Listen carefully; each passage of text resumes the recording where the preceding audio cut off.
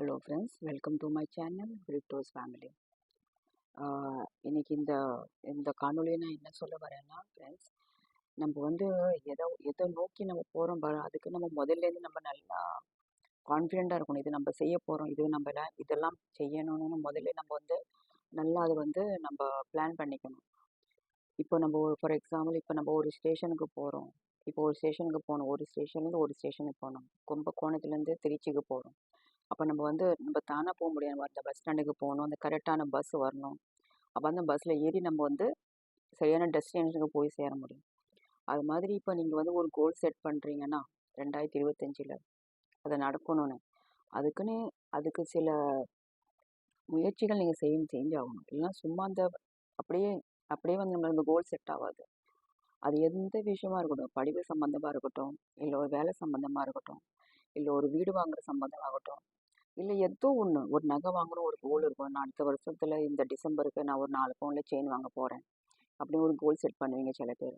சில பேர் அடுத்த வருஷம் டிசம்பருக்குள்ளே நான் வந்து என் பையனுக்கு வந்து கல்யாணம் முடிச்சேன்னு, அதுக்குன்னு ரொம்ப பெரிய காரியங்கள் நம்மளுக்கு செஞ்சு முடிச்சாகணும்.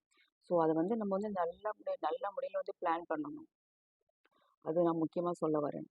ஏன்னா சில பேர் வந்து நம்மளுக்கு அது செய்யணும் இது ஆனால் சரியான வந்து அதுக்காக முயற்சி செய்ய மாட்டாங்க.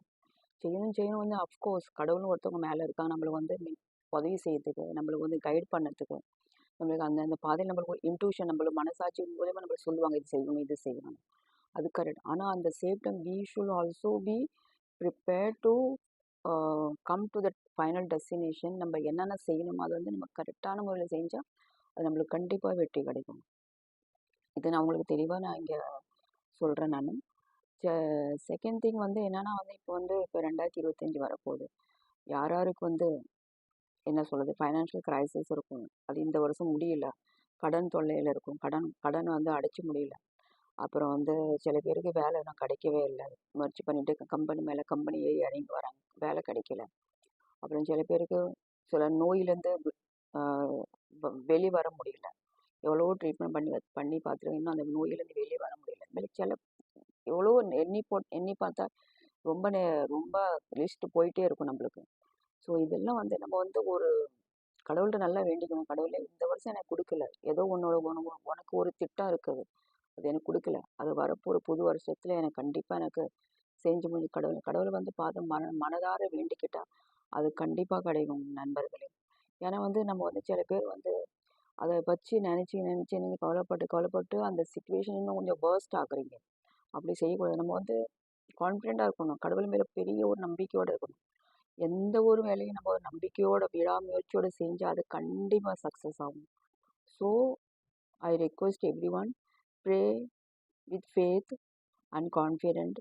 உங்களுக்கு கண்டிப்பாக கிடைக்கும் 2025.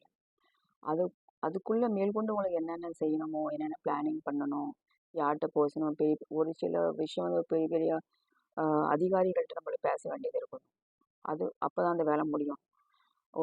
அதெல்லாம் நம்ம வந்து முதல்ல வந்து யார்கிட்ட என்ன பேசணும், அவங்களுக்காக நம்ம ப்ரே பண்ணிக்கணும். நான் அவங்கள்ட்ட போகிறேன், அவங்கள்ட்ட இந்த ஹெல்ப் நான் கேட்க போகிறேன். கடவுள் வந்து அவங்கள்ட்ட வந்து ஒரு பரிசுத்த ஆவியான மூலமாக அவங்கள பேசி அந்த வேலையை நம்ம செஞ்சு முடிக்கணும். அப்படின்னு நம்ம வந்து ஒரு நல்ல ஒரு ப்ரேயர் பண்ணணும். முக்கியம், prayer is very important. So இதுதான் இந்த காணொலியில் சொல்ல வரேன் friends. See you all in next video. Bye. Until then, keep safe and be happy. Thank you.